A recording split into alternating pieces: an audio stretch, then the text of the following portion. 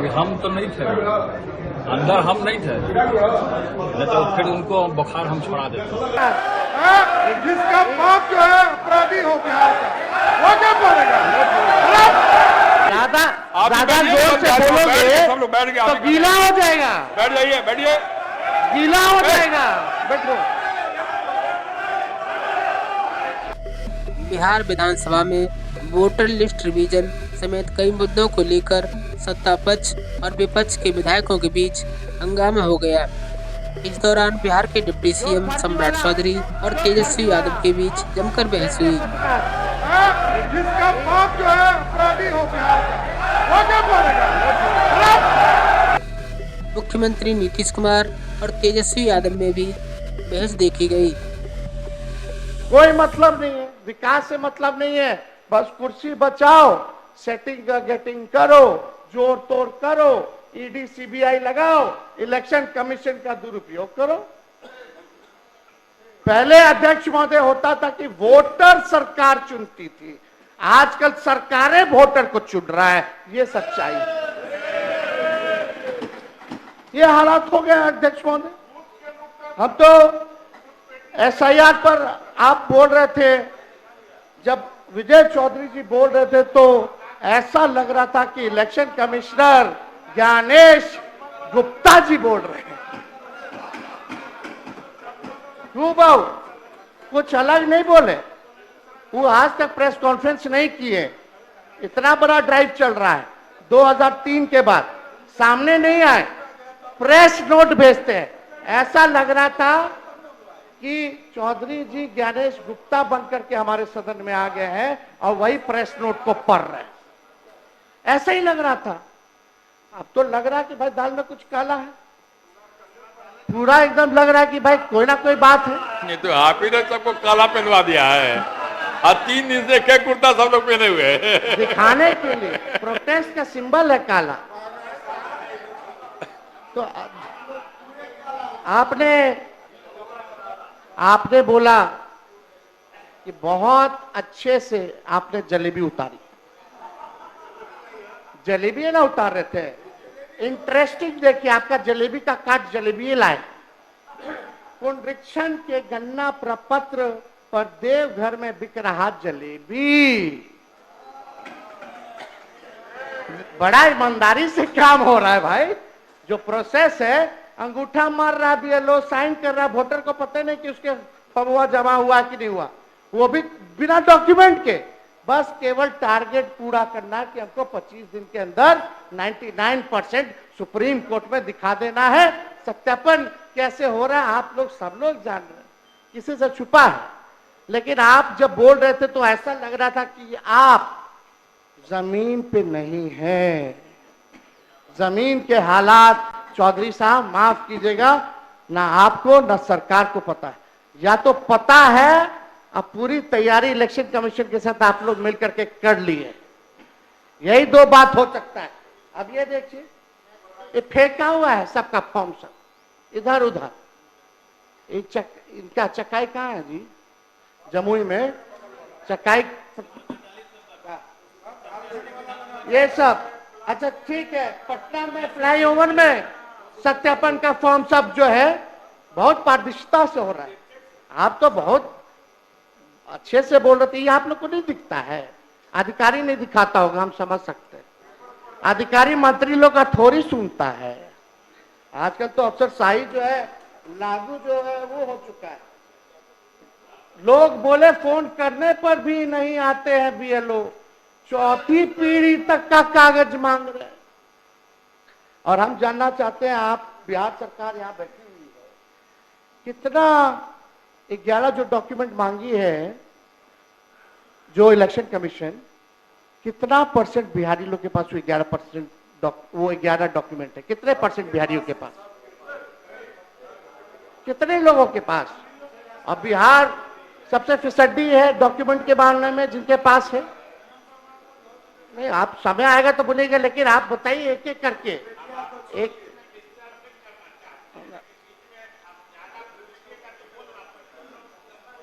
आपको हम याद दिला रहे हैं, आप लिख लीजिए ताकि बाद में आप बोल दीजिएगा। अध्यक्ष महोदय,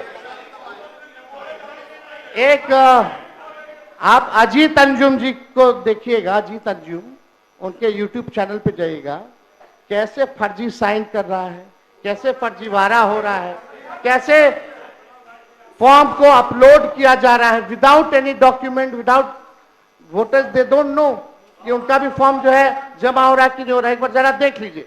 और आपकी सरकार ने, माफ कीजिएगा, एक ईमानदार पत्रकार को जो ग्राउंड रियलिटी का चेक कर रहा था, उस पर आप लोगों ने FIR करा दिया।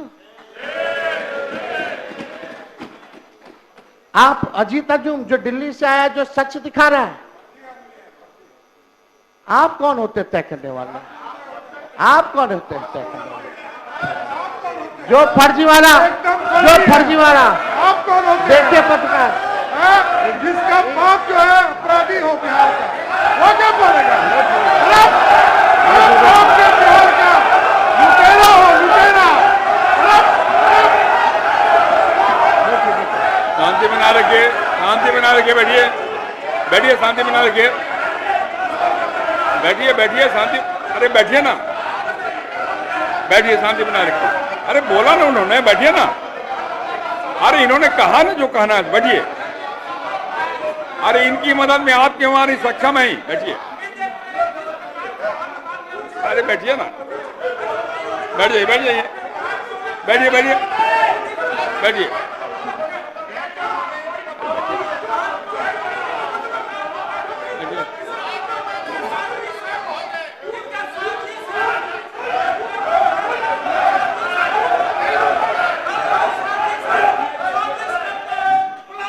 बैठ जाइए, बैठ जाइए, अरे बैठिए बैठिए बैठिए बैठिए ना,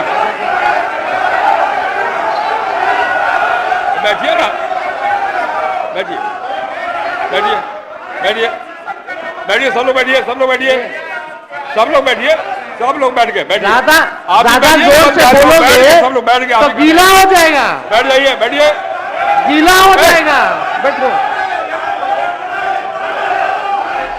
विधानसभा की कार्यवाही के बाद तेजस्वी यादव ने कहा कि ऐसा पहली बार देखा गया है कि सत्ता पक्ष के लोग हंगामा करते हैं।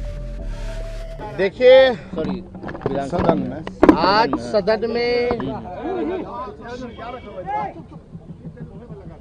बजट को लेकर के जो हम लोग कटौती प्रस्ताव लाए थे, उसके पक्ष में हमको लगभग 1 घंटा का समय अलॉट हुआ कि हम 1 घंटा जो है बोल सकते हैं।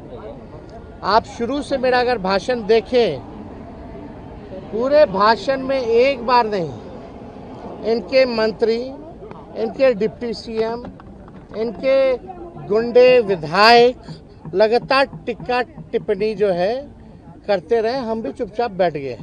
कई बार बोलने का बल्कि समय मेरे को अलर्ट हुआ था बोलने का, आप कई बार बैठे होंगे, आप लोगों ने देखा होगा। और उधर से कल की जो घटना हुई, आप समझ सकते हैं, जो राज्य का उप मुख्यमंत्री साला शब्द, गुंडागर्दी शब्द, क्या क्या नहीं बोला, वो सबके वीडियो में है। आज जो घटना हुई, हम अजीत अंजुम जी के बारे में बोल रहे थे और वहाँ नीचे बैठ करके सम्राट चौधरी, 2 डिप्टी CM है, एक फाउल माउथ है और एक लाउड माउथ है। ये बात जो है आज साबित हो गया है। जब अजीत अंजुम जी की बात आई कि ग्राउंड रियलिटी वो चेक कर रहे थे कि कई प्रमाण उनके पास है, ज़रा आप लोग सरकार के लोग देख लो उसको, अब तक आप लोग देखे नहीं हैं, तो सम्राट चौधरी नीचे से बोल रहे थे कि फर्जी है वो आदमी, फर्जी है, फर्जी है। तो हमने यही बोला, आप कौन होते हैं तय करने वाले?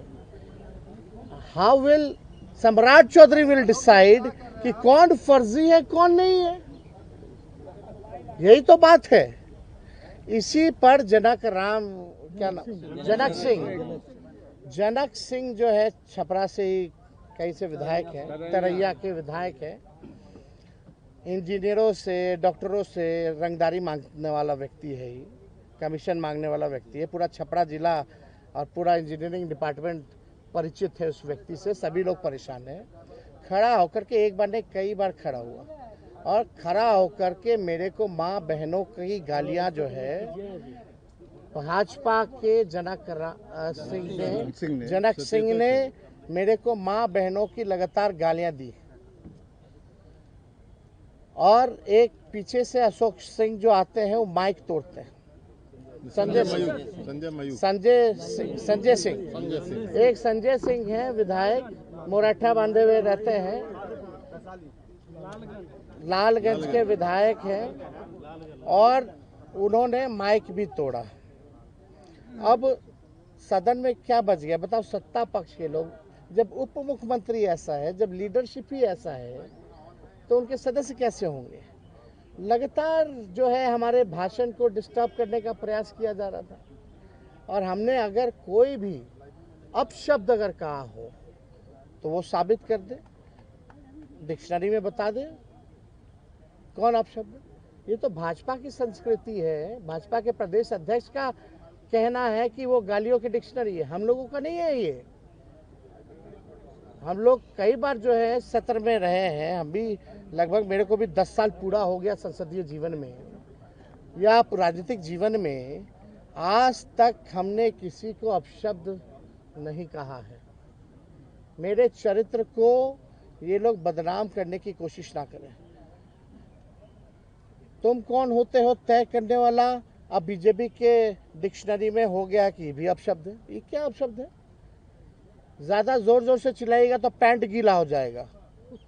ये अपशब्द थोड़ी है, टॉन्ट है, टोनिंग है, व्यंग है, इसको अपशब्द कहेंगे। लेकिन अपशब्द तो हम सुन रहे थे वहां गाली, लेकिन फिर भी हमने रिएक्ट नहीं किया। मेरे माता और मेरे पिता को गालियां पड़ रही थी, माँ बहनों की गालियां वो दे रहा था वो व्यक्ति, और हमने आपत्ति जो है स्पीकर से कराई है और हमने बोला है कि इसका वीडियो रिकॉर्डिंग निकाला जाए और इसने क्या क्या बोला है।